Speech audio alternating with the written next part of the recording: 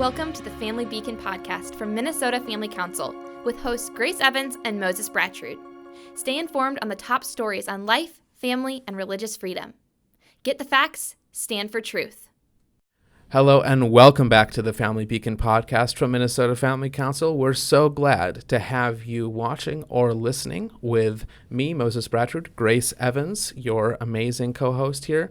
So today we're going to be talking about a couple things. First of all, the March for Death at the Capitol here in St. Paul. Second of all, some really interesting propaganda that the CDC is pushing on kids. So that's not something that we love talking about, but something that we feel we need to talk about to keep you informed. Finally, we're going to talk about a really interesting video from Jordan Peterson, the Canadian psychologist who released a video called A Message to the Christian Churches. It's got a ton of views, almost 1 million views as we record this. So we're going to talk about that, respond to that. Yeah, and before we jump into our first story, though, Moses, I do want to let our audience know that we, Minnesota Family Council, are officially on TikTok. Now, yes. I think we should talk briefly about why we're on TikTok, because you know, if you've been a loyal watcher of the Family Beacon podcast, a loyal subscriber, you know that Moses and I have turned our noses up at TikTok a few times before. That's true. So, Moses, why don't you give our audience the reason why we decided we would create a TikTok account for Minnesota Family Council? Yeah, so TikTok is, I don't think anyone is surprised by this. TikTok is hugely popular. All the other social media sites like Facebook with their Facebook and Instagram with the Reels, and YouTube with YouTube Shorts, and Snapchat are all trying to catch up with TikTok in this space, this short content video space.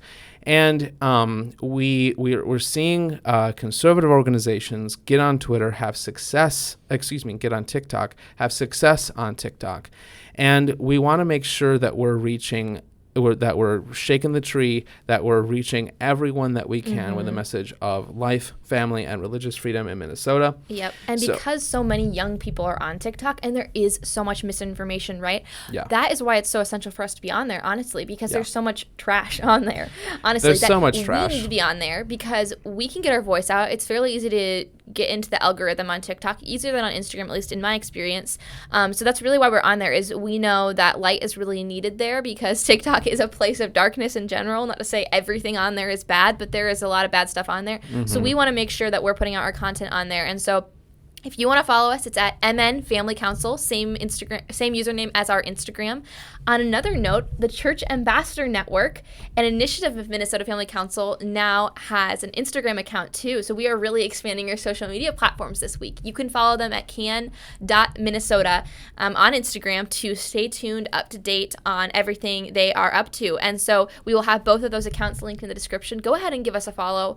Especially on TikTok, we need your help because there's a lot of pro-abortion activists that have been coming at us, which is We've had good. some hilarious comments. Yeah, one was like, only religious people believe that life begins at conception. Science disagrees with that. And I was Grace did a great own, I think, in our Instagram Reels or whatever stories where you screenshotted that comment and then you screenshotted some sources from Princeton, and just like 96% of all scientists, of even pro-abortion scientists, believe that life begins at conception. Because how can you not? It's a unique human life with unique DNA from the moment of conception.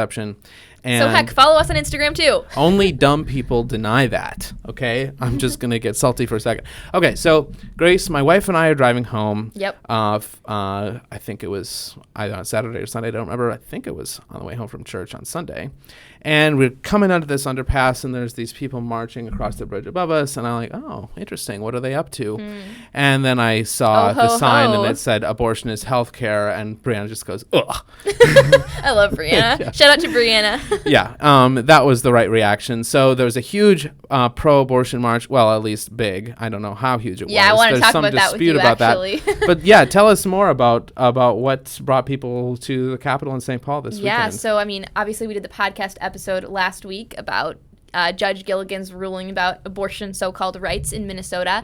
But this rally was done in support of abortion rights. It was done in defiance of the overturning of Roe v. Wade. So-called abortion rights. Yes, so-called abortion rights. And so it was in celebration of that win, quote unquote, for them, and then also in defiance of Roe v. Wade's overturning. And there's not too much to say other than something our CEO said, which I think was great. I mean, we go to the March for Life every single year at Minnesota Family Council. It's a great experience. And he sent us in one of our Slack messages, and he said, look, here's the March for Death. And that's absolutely right. I mean, They are marching for death, even if some of them won't admit it, even if some of them perhaps are misinformed, because there are some women who are misinformed on this, and they just don't know what abortion actually is. They never want to talk about abortion. They always want to talk Somehow. about choice. They want to talk about autonomy. They want to talk about lump of cells. Yeah. So I just want to read a few comments from Representative Omar, who is one of the U.S. representatives, who had a few quotations. He was actually arrested at, I think, SCOTUS yesterday, along with AOC, because they were at another rally. She was arrested? Yeah. She and AOC were arrested for... I think that, I know AOC was arrested for, she was protesting and she was like using her body to block people, because you can get arrested for that. She got arrested and she pretended to be handcuffed. Did you see that? I heard about that. I didn't watch the clip. anyways, grief. So this was a separate thing. But anyways, this is one of her quotes at the rally. She said that this ruling, the ruling of overturning Roe v. Wade, goes against what the Constitution is about.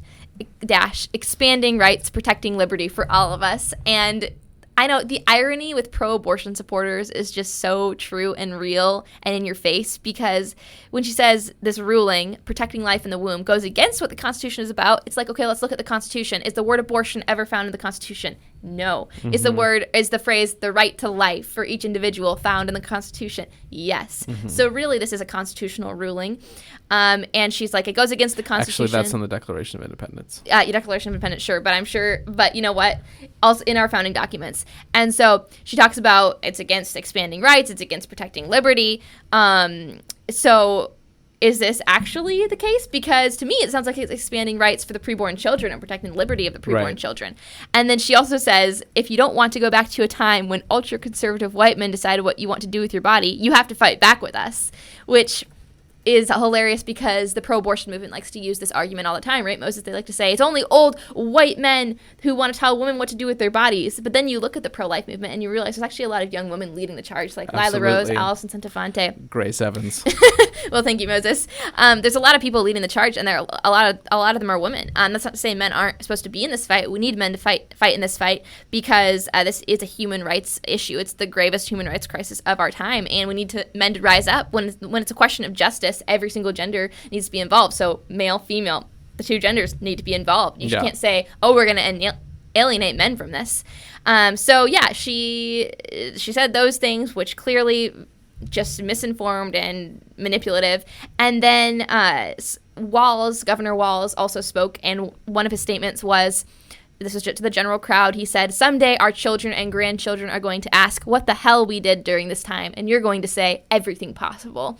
Which I actually read that and I was like, sounds kind of like he quoted me at my Dobbs Decision Day rally, because I had a line in there. I didn't say what the hell we did during this time, but I said one of my lines was something along the lines of, I am so excited to tell my grandchildren and my children that we continue to fight the war for human rights. We won the first battle and we continued to press on until we had won the war. Yeah. And I was like, oh, that sounds reminiscent of me. I mean, I'm sure he didn't see my speech, but we have a similar messaging idea. But the thing that's really ironic about what he's saying like, our children and grandchildren are going to ask us. Well, the thing is, Minnesota is killing off its children and grandchildren. Yeah, they have to survive the womb for, to be able to ask these questions. Right. I think that would be the prerequisite for right. that. And I hate how pro-abortion activists and Governor Walz, they act like they're champions of liberty, they're champions of America's future, and of the next generation. It's like, well, you're killing them off in the womb. How can you dare to claim that? If I could speculate for a second, I would say that Governor Walz has speechwriters who are about your age or maybe a little older,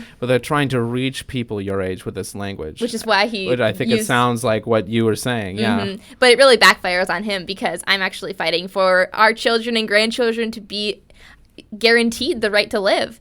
And so, yeah, those are my thoughts on some of the comments that were made. Something else, though, I think we're talking about this in a team meeting or in a Slack channel, but we feel like the numbers were fabricated because they reported that there were like over 5,000 people attending. What do you think about that, Moses? I saw this tweet that just stank to high heaven from the Minnesota State Patrol or Department of Public Safety, which oversees the State Patrol. I don't remember which one. And they were like, great to see 5,000 people exercising their right to protest, as well as a few anti-abortion protesters. So like they really made the contrast clear right in the tweet. They claimed that there was just a tiny group. And it's like, you look at the pictures and, you know, we've been at rallies at the Capitol. It certainly did not look as big as the March for Life. It just didn't. Mm-mm. And so, which is in January, for crying out loud. Very cold. Yeah. How cold was it? Because I was in D.C. and you were here. Yeah. Do you remember how cold it was? You know what? I honestly, I know it was a bitter day. I've been to a couple, to quite a few now, and it's just, sometimes it's cold, but it's always nasty. It's January in Minnesota. Ugh. You don't want to be outside for an hour unless you dress, you know, as my parents would say, there's no bad weather, only bad clothing. But anyway. So that's the March for Death. Yeah, and I was speculating, like, you know, the State Patrol is under the control of Governor Walz. So if he told them to say, hey, why don't you go tweet about how big the crowd was when I was speaking at this pro-abortion march, they might do that. I'm not saying that's what happened, but it just seemed it stank to me. Yeah. I think you had a comment, too, on Keith Ellison, Moses. Yeah, so Attorney General Keith Ellison is speaking at this rally, which is sponsored by organizations like Unrestrict Minnesota, which wants to get rid of all of our pro-life laws, and Gender Justice. And those are parties who are interested in this lawsuit that we talked about last week on the podcast with Renee. That Attorney General Ellison's role in that lawsuit was to defend Minnesota's state laws. He may still appeal the ruling in that lawsuit. So he is now, it just seems like such a conflict of interest that he would then appear on stage at a rally sponsored by the people who had just sued him. Wow. By name, as the Attorney General of Minnesota, as the man tasked with defending Minnesota's laws in court, and he's up there. And it's almost like, why isn't anyone pointing out the conflict of interest there? Mm-hmm. You know? Point. I mean, we are. You're really getting the facts here, right? I guess that's why we're here. That's why we're in business. But yeah, I think that's a good thing to point out. So yeah, that's our take on the March for Death that happened recently. Definitely, I mean, they show their true colors, marching for death, right? They are fighting to kill off, for women to have the so-called right to kill off their children and grandchildren. And so that is devastating. So speaking of things that are not good for kids. Something pretty icky. Yeah. Pretty icky. So it's almost hard to believe this stuff. I see it on right-wing media, and I'm like, is that really true? So let me just read the first couple paragraphs of this piece from Breitbart. And they broke the story as far as I'm aware. The headline, CDC directs LGBT children to secretive chats about sex changes, activism, the occult. And I'm just like, whoa, that's one heck of a headline. And it's also run in part by Planned Parenthood. Yes, yeah. So the Centers for Disease Control is promoting to youth an online chat space called QChat space that discusses sex, polyamorous relationships, the occult, sex change operations, and activism, specifically designed to be quickly hidden while being used. Mm-hmm. It mixes LGBT adults and children and is run in part by Planned Parenthood. So it's advertised on the CDC's LGBT Health Youth Resources page. It describes itself as a community for LGBTQ plus teens. It's available for ages 13 through 19. Can be hidden from parents. Hidden from parents. Hate that. And it focuses on a number of mature themes, including drag culture 101, sex and relationships, having multiple genders, intended for bi/pan youth. And so I just want to say that I looked on the CDC's website, cdc.gov/LGBT health/youth-resources.htm, and there it is. It's right there. The QChat space, a digital LGBTQ plus center. Which features conversations on gender affirmation surgeries, so-called gender affirmation surgeries, as well as on hormone replacement therapy. The chats are also used in part to tell children where you can find resources related to transition. And astrology. Yes, so I actually had notes on that on the document. Yeah. I wonder, I mean, we have thoughts on the rest of it, but it also, like, there seems to be a tie to astrology, and I wonder, I mean, there's been this whole movement recently of, like, kids identifying with their, what's it, astrological, like, shape, or what is it? Their sign. Your star sign. Yeah, and I don't know, like, what do you think the correlation between that is and gender dysphoria? Well, I'm a Libra, so I've got really angry when you just... Is that actually what a Libra is? What is a Libra? I don't know. I have no earthly idea. But I wonder what the correlation is, you know? Yeah. No, I think you're right to point out that connection. There's certainly these are two things that are really faddish right now. Mm-hmm. There's a fad that you can get into astrology, even the occult, and like the mystic, hidden knowledge. Yeah, and that's somehow a thing that people can have access to, and that's going to be good. Just really peachy keen for them to explore that. And then, of course, with the gender thing, it's also this invented half mythological, half astrological idea that you can change your gender, mm-hmm. that you can change your sex, that you can completely transform yourself physically and emotionally, and you can become a woman or a man, even if you were born a man or a woman. And it's just I think there's a really strong connection there. This is a little bit maybe a tangent, but I feel like it's an interesting thing to ask is what are your thoughts in comparing like the Enneagram to astrology signs? You know? Okay, I'm going to make myself unpopular because I hate the Enneagram. Okay, no, I feel like for our audience that actually might be kind of popular. Well, there's the Enneagram is like huge with Christians. Yeah, wasn't it created by like a huge... I feel like the Enneagram, I've heard that it was developed by people that were not Christian. I have no idea. I have no problem with high school we did the Myers-Briggs. Right, that was the thing then, and now it's the Enneagram. See, the Myers-Briggs actually makes sense for me. I'm INTJ, which is the world domination one. I'm shocked to hear this. I'm hearing this now for the first time. But the Myers or the Enneagram, honestly, I struggle to find the one that fits me. Like I've never felt like I fit into one. It's just so stupid. It's like I'm a Q with 5 wings. What is there? What the heck? There's only 7 possibilities, right? I know so little about it. I'm sorry. I'm not the one to ask. Maybe we'll do a podcast episode on personality tests because I think that would probably be fascinating in the future. That'd be kind of interesting. We'll find some fruitcake to tell us about all the... But anyways, I feel like there's a fad of, like Moses said, there's a fad of discovering yourself and pinpointing certain characteristics about yourself and identifying with a certain space. But there's also the fad, I've seen at least, of kids totally doing away with religion and doing away with Christianity, I should say. But they're still drawn to the mystical side of things. Like they're still drawn to spirituality. I know a lot of young Christians who have so-called, they've deconstructed, which we'll talk about that in a future podcast episode. Yeah. They've deconstructed their faith.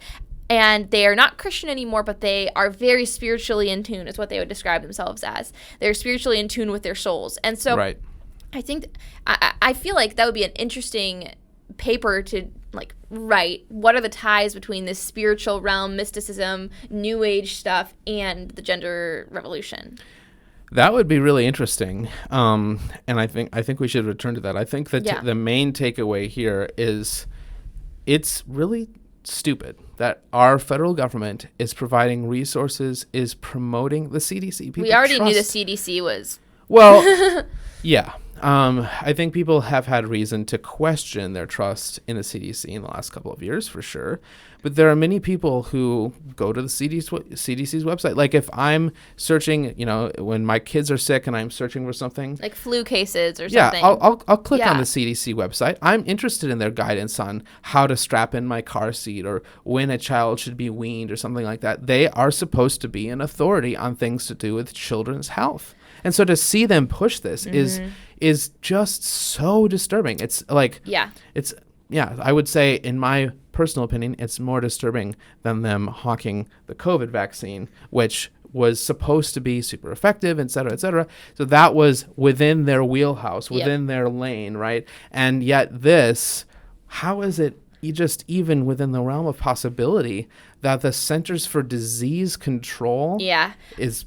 I would say it's dangerous too, because one of the quotes from this article from Breitbart says that the sexually, politically, and even spiritually charged material is intermixed with content that appeals to young children, such as conversations on video games, Pokemon, and Star Wars. And to me, that's really dangerous because it seeks to draw the innocent, the youth, kids 13 to 19 years old, in under a false guise because they're like, oh, all these things that you normally talk about, Star Wars, video games, Pokemon, like, well, let's talk about these. And what are your pronouns? Yeah. And don't you know that if you like to play with cars and you're a girl, that means you're actually a boy? Right. You know, so it's really this indoctrination. And I noticed that the Arizona Department of Education actually promoted the QChat. It's called the QChat, by the way, which I want to call it the new dark web, the CDCs New Dark Web, honestly, because it's purposefully, again, created to be hidden from parents. There's this little button on the screen at all times, and if you click it, it suddenly it kicks that off your screen and takes you straight to the Google search page. And it's there specifically so that you can click that at any time. But the Arizona Department of Education promoted the QChat, so it sounds more like the Arizona Department of Indoctrination to me. I know you don't like that as much, but I think it's true because they truly are. The QChat has truly indoctrinated children to believe a certain thing, and they're drawing them in, again, under these false pretenses, these like conversations that kids would normally have, these likes and dislikes, like Star Wars. Kids like to talk about that, and then they're going to indoctrinate them with this sort of ideology. So definitely keep your kids off this new dark web. Keep your kids off the CDC. I mean, honestly, a theme that we come back to again and again is that your kids need to be supervised on the internet. Yes. It doesn't matter what age they are. Obviously, you can establish trust and independence for your older kids, but you need to be aware that these things are out there and that they are actively recruiting. You know, it's not. They're not just passively waiting for your kids to find this. Like they're putting it in front of your kids' faces. Yeah, they're going you after might, them. If your kids are in public school, they might actually come into contact with like someone from Glisten or even like an LGBT student coordinator who's an employee of the school or of the district, and they're going to say, "Hey, do you want to come visit? Do you want to come learn more about LGBT issues?" Like Right. Anyway, they're actively recruiting. So we'll link an article that we wrote for the family, or not we, Patience Griswold wrote for the Family Beacon on the danger of screens for children, why parents need to make sure that they're monitoring their kids. So we'll link that below because it was a really useful article, I think. Yeah. Moving on, though, Moses, I would really like to hear your thoughts on that video that Jordan Peterson released recently. You brought it to my attention, and you were like, I really want to talk about this on the podcast. I think you have some really good thoughts. So why don't you explain what the video is about and then take it away? Yeah, so it's really interesting, Grace, this video from Jordan Peterson, part of his new thing with the Daily Wire. We'll link the video in the description. Give it a watch. I don't think we can necessarily play clips of it in the video in our podcast because of copyright things, but essentially, I thought it was really interesting because, first of all, it's called A Message to the Christian Churches, and I immediately thought of Revelation. Oh, yep. When the Apostle John and the angel is giving these messages to the various churches, and then there's also a point near the end of the video where Peterson says, "Oh, this quote is." Well, that quote I'll get to in a little bit, okay. But he says, "The time is nigh," which yep. is also a phrase from Revelation, and I think and several other places in the New Testament. So. And I'm not making fun of this per se, but Jordan Peterson is certainly taking on a prophetic role. And I think he kind of acknowledges that too in the beginning. I think, and he does acknowledge at the beginning that it's presumptuous for him, who he doesn't explicitly say that he's not a Christian, but he isn't. He's a Christian. Like, you might raise the question why I'm addressing this as I think he said as I'm not a part of the Christian church. That's what he says. Did he say that? I think he said that explicitly. Okay, I'm pretty sure he did. Yeah. So. He's addressing the plight of young men, and that's not surprising. This is his core audience, the people that he's been addressing for years. And I think it's really not a huge secret why he's successful. He's got this is a fatherless generation. Young men are looking for leadership. He's got this gruff, avuncular manner. He's got this serious demeanor. He's very smart. He does not talk down to people. And he also doesn't let himself be bullied. Yeah. So that's how he's endeared himself to hundreds of thousands of young men who have never really heard the advice, this kind of simple advice that he gives, like clean your room and stuff like that, or they've heard it from their parents, but they've never heeded it. And he's right to say that those people are not in the church generally. Young men calling them out. Yeah, young men are the group that I think are probably just the most in trouble in our culture. Yeah, and I think the fact, I keep thinking, when I was watching this video, I kept thinking of that video that our videographer Jack Bittner did for us for Unwoke, Yes. of how strong men create good times, but like weak men create the worst of times, right? Yeah. And we'll link that in the description, but I think that's so true, because I think it's people say like politics is downstream from culture. Likewise, though, I think like how our men function and how the men in our society, if they're weak, our culture therefore is going to start crumbling and it's going to become weaker. But if we have strong men, our culture is going to be stronger. Sorry to cut you off, but it just really makes me think about that video that he did. Absolutely. So the strength of our men, as Jack said in the video that we've released, as Grace said, is crucial for the success of our society. And the strength of our women too, the character of the women in this culture, absolutely. But young men are worth focusing on because they are the most in trouble. I honestly had chills when I was watching the video. Like, it was it was good. Interesting. It was good. I really liked it. So I want to talk a little bit about young men, though, because Peterson is talking about this. So what are the problems facing young men? Let's talk about his plea first. Well, I want to get to that, but I want to talk about how why is it so important to talk to young men, as Peterson is doing. So young men are poorer than they used to be. They're emotionally, they're in a horrifying state in terms of incidences of suicide, instances of depression. Pornography use, less likely to be married. Addiction to drugs, addiction to pornography, and more likely to be single, more likely to be unmarried, but also just more likely to be incels and more likely to be essentially completely not celibate, but to be isolated from community, to be isolated, to be virgins. Rates of crime and rates of dropping out of school, which are both some things that mostly happen to young men, are increasing hugely. And more than ever, the church is deserting young people, and especially young men, because it's turned its message more inward, and it's also just approaching things in a way that is just repellent to young men, which we'll talk about. So I think that it's really important to address young men. So that's what I like about what Peterson is saying. And he has one really good quote, which you and I talked about. So good. He says, "The Christian church is there to remind people, young men included, and perhaps even first and foremost, that they have a woman to find." A woman to find. Yes, not exactly. And one woman, not women. Exactly. Polyamorous relationships. Exactly. A garden to walk in, a family to nurture, an ark to build, a land to conquer, a ladder to heaven to build, and the utter terrible catastrophe of life to face stalwartly, in truth, devoted to love, and without fear. Isn't that just like... It's chills. It's really well written. Excellent. And I think it echoes what I've seen from actual Christian theologians in terms of the role of men and how men do have a part to play in the church that plays to their strengths. Yep. The church isn't necessarily all about submission and servant leadership and these buzzwords, which are all good, but which tend to turn off men. There's a role for building. There's a role for war and making. Fighting, There's a role for things that appeal to men, and some Christians do realize that. I think we're both thinking about Doug Wilson, who's a pastor in Idaho. I was thinking about New St. Andrews. Well, their promo video is New St. Andrews was founded by Doug Wilson, and he's a pastor in Idaho who has had a ton of success reaching out to men. New St. Andrews is the college that I attended, so I've been influenced by that. I did want to say one thing about this though. Okay. This quote. My one problem with it is the ladder to heaven thing. And you have probably the same reaction. This is a glaring theological error. We do not build a ladder to heaven. That's legalism. That's the idea that we can save ourselves, which is common to all sorts of different types of religions and heresies.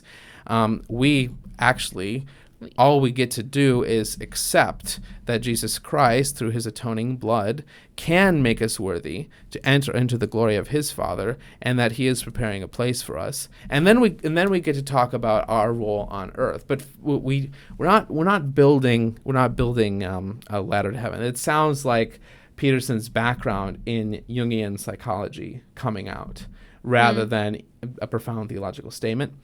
So I have more to say on that, and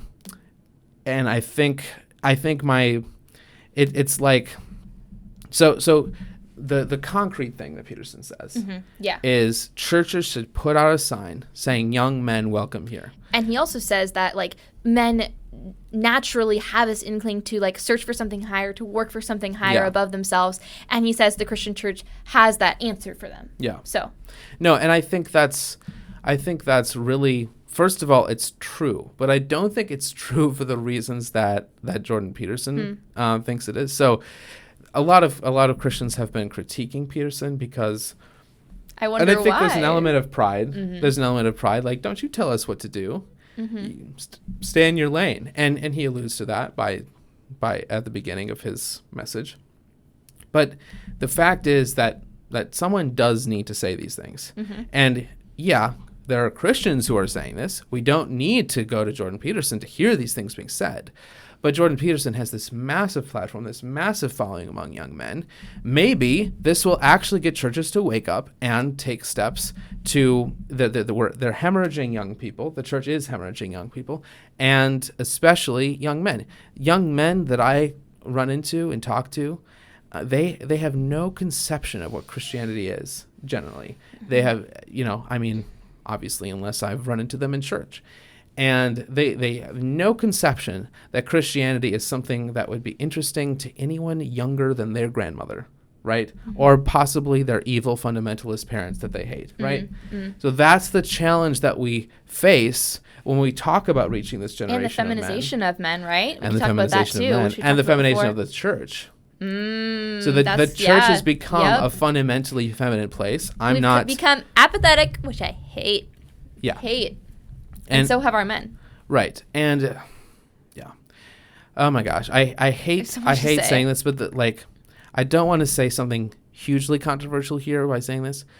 I'm not putting myself or my own church up as some type of exemplar here, but I look at mega churches and I look at the men who lead places like that generally, and I see a lot of low testosterone levels.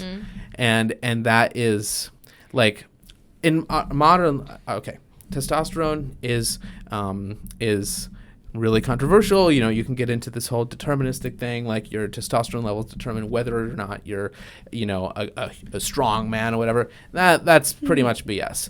Also, too much testosterone will kill you because it makes your heart not work, which is why it's so dangerous to give it to young women who think that they're men. Oh, snap. Oh, snap. Oh, snap. There's the truth bombs, Moses. Yeah. But at the same time, men need to have a healthy level of testosterone. Otherwise, too low a level of testosterone is also a health risk. And it also affects behavior. Obesity, for example, is a thing that lowers your testosterone levels, which is why it's such a bad thing. Low testosterone means low fertility, et cetera, et cetera, et cetera. So all of these problems feed into each other that create a feminized culture where a message like this is ultimately needed. Absolutely. I wanted to read a quote from an article from World magazine. Yes, and I want to say, this is my friend Stephen Wedgeworth writing. He is an Anglican priest in Indiana and just a wonderful guy, and he's also an opinion writer for World magazine. Yeah, and Moses sent me this article, and I got chills when I read this line, you guys. Like, I got chills when I heard that quote from Peterson about how men have a woman to find, a garden to build, a family to nurture, just because it's so, like, fundamentally Christian what he was saying and so beautifully worded, and yet he's so close. I was talking to my dad about this on the way to work because we drove together, and I was saying, of course, we have a great lack of wise men, of great men in our culture today. Like, I don't think we could ever convince ourselves, or like we can never argue that we have an Aristotle of today, because Aristotle was just so brilliant. But I say, like, if there was an Aristotle of today, I think I would say it's Jordan Peterson, because he's so close to the truth. He's so close and yet so far, I don't know if you agree with that. But this quote, I just wanted to say that before I read this quote from your friend, Stephen Wedgeworth. He said in the article, keep going, Jordan Peterson. Keep pursuing. Follow the truth and keep being restless. Be restless until you find your rest in Christ. And the reason I have chills is because, one, this is very clearly playing off of St. Augustine's quote that he writes in his Confessions, where he says, our hearts are restless until we find our rest in him, which that's just a beautiful quote. That's one of the most famous quotes from St. Augustine. And it just plays off the truth that each of us even if you're not a Christian, like, you yearn for something higher than yourself, you yearn for something bigger, and you're never truly going to be satisfied or truly going to be happy unless you find that rest in Christ. And I think really, I mean, obviously, who am I to judge his salvation? But he hasn't explicitly come out and said he's Christian. Jordan Peterson hasn't. I do have hope that one day before he dies that he will see the light. But I think that's a good reminder, because he's so close.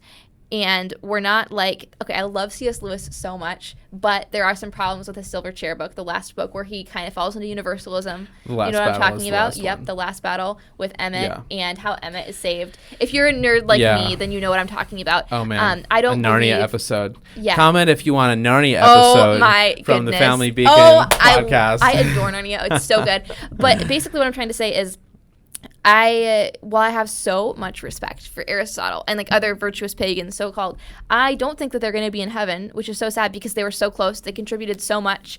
They're extremely wise. Like, Paul cited them. He used them. He studied them. But I don't think they're going to be in heaven. And I think, Dante makes the case that there is like a ring for the virtuous pagans, and that they're saved from like being burned. The worst tortures. Yeah, they're like in the easiest part of hell or whatever, or of hell. They're actually in purgatory. They're in purgatory. Yeah, they're like, or are they in limbo? I think they're in purgatory. We need to brush up on our classical education. Scholar. And I read this only like 2 years ago. Oh, man. Okay, I'm pretty sure, I could be wrong, but I think that they're like right after purgatory, where you're like waiting to get into the celestial gates of heaven, but it's like that in between. And it's not like they have a bad life, but it's also not heaven. Right. Anyways, I don't believe that such a thing exists. So I really hope Jordan Peterson does see the light. I think there's another quote from this article, the World article. He says that Jordan Peterson is, to echo Winston Churchill, not so much a pillar of the church as a flying buttress, which, not to like laugh at him, but I do think this is accurate, at least so far. But I think that there is hope for Jordan Peterson in the future. Let me just say architecturally what that means. Oh, sure, yeah. So a pillar is inside the church, holding up the roof. A flying buttress is outside the church. It's those big things that you see that support the roof of a church from the outside, like you might see on a great cathedral. And that's an interesting characterization. I think my conclusion from this is, so Peterson wants young men to go to church. That's good. He wants them to go to church partially because he thinks Christianity has some value in itself. That's clear, that he sees value in Christianity. He's done tons of lectures on Genesis and other books of the Bible, which are pretty respectful, if not, not exactly from our point of view. However, I do think the primary reason why he wants young men to go to church is so that they can get their lives together. That's his primary goal. So he sees the church as a means to that end, not an end in itself. Now, I think that's a problem, because while churches do need to draw young men in, and in some cases, churches need to radically transform themselves so that they can become places where young men can be comfortable, where they can become places where, as Peterson says, churches need to say to young men, we want what you have. What you have. You don't need to change what you are fundamentally as a man to come here. You can be a man who is a Christian man. So I think what you're getting at is you're saying that the Christian church has all these virtues that Jordan Peterson thinks that men should exemplify and pursue, and that the Christian church upholds these virtues. So why don't young men just go to the church so that they can encompass these virtues? But you're not saying that he obviously isn't arguing for the radical heart transformation, which is also key. That's exactly what I'm getting at, and it's what Stephen Wedgeworth is getting at in this article as well. So I think you should go to church if you're a young man, not because it will give you rules for life, as Peterson has tried to do, but because it will bring you into contact with the saving fire, the saving flood. You could use either analogy, both are biblical. The message that you are a sinner, that there is forgiveness of sins, that the church is the place where you find that forgiveness through the blood of Jesus Christ, who is, in the pagan myth, Jesus Christ is like the dying warrior. But instead of dying heroically, he does die heroically, but also sacrificially, and then he overcomes death. That's the ultimate battle. Is that Jesus Christ? The ultimate battle is between Jesus Christ, death, Jesus Christ, and the devil. Jesus Christ overcomes the grave. He has won that great victory for us. We can be foot soldiers in his army, fulfilling the great works that he has prepared for us in advance to do, and that is why young men should go to church, in my view. Amen. I think Jordan Peterson. I don't think we should shoot the messenger. We shouldn't look at it, and I've seen articles where Christians are just making fun of Jordan Peterson and saying, the church is great as it is. Thank you very much. That's not true. The church needs to do better at working to appeal to young men. The tips Jordan Peterson has are great, so don't shoot the messenger, but let's focus on the real reasons why young men should go to church and not these surface level behavior changes rather than heart changes. And at the end of the day, too, like, are they going to be able to, maybe they'll be able to do some of these things, but will they be able to do all these things that Jordan Peterson wants them to do, to find the woman, to walk in the garden, to nurture the family, to build the ark, to conquer the land, to build that ladder to heaven, like he says? Are they going to be able to do all of those things to face every catastrophe of life that is thrown at them in truth and being devoted to love and without fear? Ultimately, no. They're not going to be able to do all of these things unless they have the radical heart transformation. That is a very good point. The gospel is not a pull yourself up by your own bootstraps, you can achieve anything message. It's you can achieve nothing by yourself. You need Christ to save you. And then in him, through the Holy Spirit, then let's see what you can do. Joyfully following the good works and the great feats that he calls us to do as men, as women, as Christians. I think that's my final word on that. Yep. Grace, my last question for you. What are you reading? Oh, okay. So this is kind of maybe ties into our podcast a little bit, but I just finished Even Exile again. I've read it a few times by Rebecca Merkel. I don't know if you've read it. I have not, no. Oh, my goodness. Has Brianna read it? I don't think so. It is excellent. 10 on 10 should read it. It's phenomenal. It talks about it's like a history of feminism a little bit. Yeah, the history of feminism in the beginning, but then it also talks about what is a woman's role? What is a woman's place? Should she only stay in the home? All these questions that are circulating right now. And it's really, really good. Love it. I'm also reading Let Me Be a Woman by Elizabeth Elliot, which is good. So kind of these women books. And then I'm also reading The Power of Habit by, I'm forgetting his last name.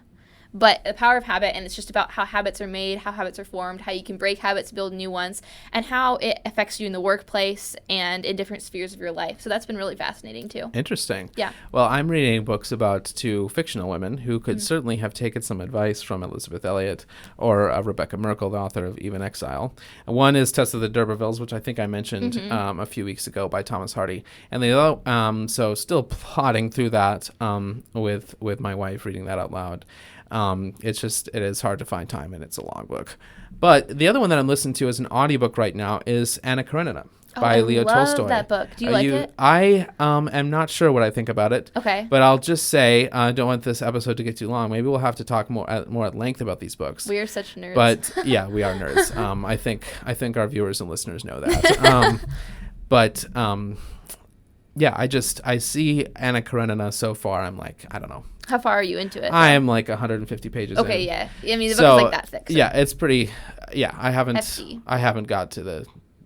Well. Oh, I'm also reading Persuasion. Well, I'm listening to it. Oh, really? Yeah. That is my favorite Jane Austen book. No way. My favorite is Emma, at least so far, but I haven't read all of them. That's not surprising to me. Why? Because you are an Emma-like character. Oh, absolutely. That's kind of. I do see myself in her 100%. You're way more an Emma than a Lizzie Bennet or Jane or right. Yeah, no, it's very true. I dig myself into ditches, and then my friends have to call me out, and then I'm like, oh, I love my friends because they're calling me out. There's that one movie version of Emma where Gwyneth Paltrow is literally firing an arrow at on the video, the title of the DVD, and then Mr. Knightley comes up. Yeah, it's just funny because sometimes they come into the office and Grace is shooting at me with a bow and arrow. So it's you better say similar. That's a joke because.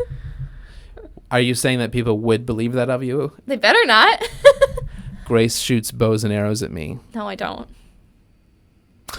And on that note, thank you so much for watching this episode. The slander. Of the Family Beacon podcast. I hope you are listening this time, because then you missed maybe that little bit of irony where I said that Grace is. You may have missed the ironical look in our faces. The eye roll. Actually, you should watch on YouTube, because you are missing out on these hilarious interactions, seeing us laugh at each other. Thank you so much for tuning in. Don't forget to follow us on TikTok, on Instagram, and follow the Church Ambassador Network. Again, they are all linked in the description below. We will see you guys next week. Thanks for listening to or watching this episode of the Family Beacon podcast from Minnesota Family Council. Subscribe wherever you listen to podcasts so you're up to date on life, family, and religious freedom. You can follow us on Instagram at MN Family Council and subscribe to us on YouTube to watch our content. Get the facts, stand for truth.